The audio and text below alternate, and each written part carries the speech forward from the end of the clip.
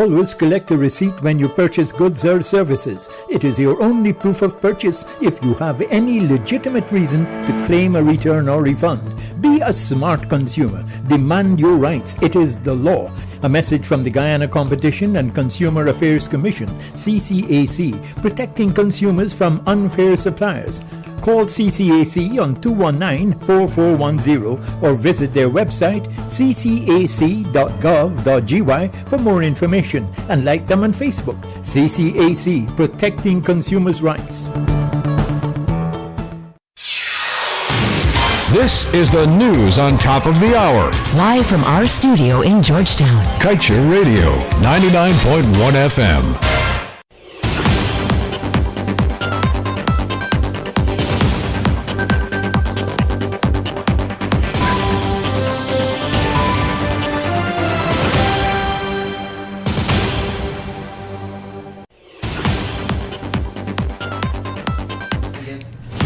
Good evening, welcome to this evening's newscast on Kaieteur Radio. I'm Kevin Smith. Without further ado, let's get to the news in detail.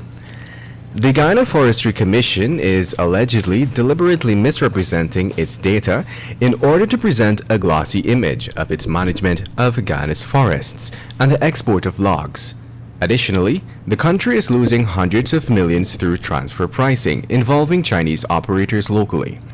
This is according to British Columbia University's Associate Professor Dr. Janet Bulkin, who, in response to GFC's condemnation of civil society group Article 13's call for an immediate ban on the export of logs, adumbrated that not only is there unsustainable forestry practices taking place in Guyana, but that the regulatory body appears to be deliberately misrepresenting the figures. Compounding the situation, Dr. Bulkin said that the cumulative misrepresentation of figures and disproportionate export of certain types of lumber have also led to local shortages. Increased production on the Liza Destiny vessel by ExxonMobil has left the former and current heads of the EPA, Dr. Vincent Adams and Mr. Kemraj Parsaram, divided on whether the oil company's operations are safe or hanging on a dangerous precipice. The concern was first raised by Dr. Vincent Adams earlier this week when he expressed the view that oil production, being above 120,000 barrels of oil per day, is unsafe for Guyana. He said ExxonMobil's environmental impact assessment clearly states that 120,000 barrels is the safe production limit, and anything beyond that increases the risks of an oil spill. The current EPA head, Mr. Parsaram, categorically disagreed with this position, as he noted that the same assessment states that production can occur beyond 120,000. He noted that page 28 of the assessment mentions that emissions associated with the project were calculated based on peak production as a conservative 144,000 barrels of oil per day. Former head of the EPA, Dr. Vincent Adams, called out oil giant ExxonMobil for attempting to abuse the loopholes in the modified Liza 1 permit to flare gas. According to Section 3.6 of the modified Liza 1 permit,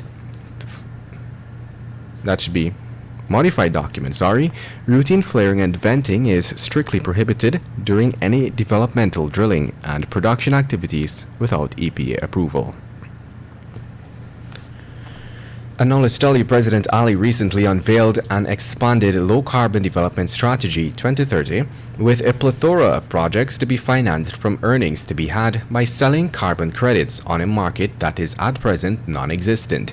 According to the document, and presented by President Ali, revenues from market-based payments will finance LCDS activities identified within the LCDS or activities related to the principles of the LCDS and its themes, and approved by the National Assembly via the national budget process. And moving on, a 29-year-old father of one, Mark Cameron, a taxi driver, is now dead, while 3 other persons are left hospitalized after they were involved in a vehicular accident along the Soos-Dyke-Linden Highway. The car crash occurred sometime around 9:10 at the Marudi Public Road. Nursing injuries from the crash are 38-year-old Quakey Stanford, 25-year-old Caldell Marshall, and 23-year-old Shimika Richards. According to the information received, Cameron was speeding in a motor car heading to Georgetown when he lost control. The car ended up on the eastern parapet of the road when it turned turtle. Cameron was seen lying face down in a clump of bushes, while public-spirited citizens were assisting to get those injured from the wrecked car. And moving on December 21st, Guyana's Court of Appeal is expected to rule as to whether or not the full court of the High Court has jurisdiction to hear the election petition case. Yesterday, the matter continued virtually, and the judges that presided over the matter are Chancellor of the Judiciary, Yanit Cummings Edwards, and Justices Don Gregory and Rishi Prasad. The issue regarding the full court's jurisdiction to preside over the election petition case was raised in a previous hearing. This resulted in the matter being adjourned to facilitate the lawyers laying over submissions in relation to the aforementioned. And to wrap things up this evening, let's tell you that the family of 15-year-old Crystal Adams of Unity Mahaica, East Coast Demerara, is currently asking for the public's assistance to locate her after she has not been heard from or seen for about a week.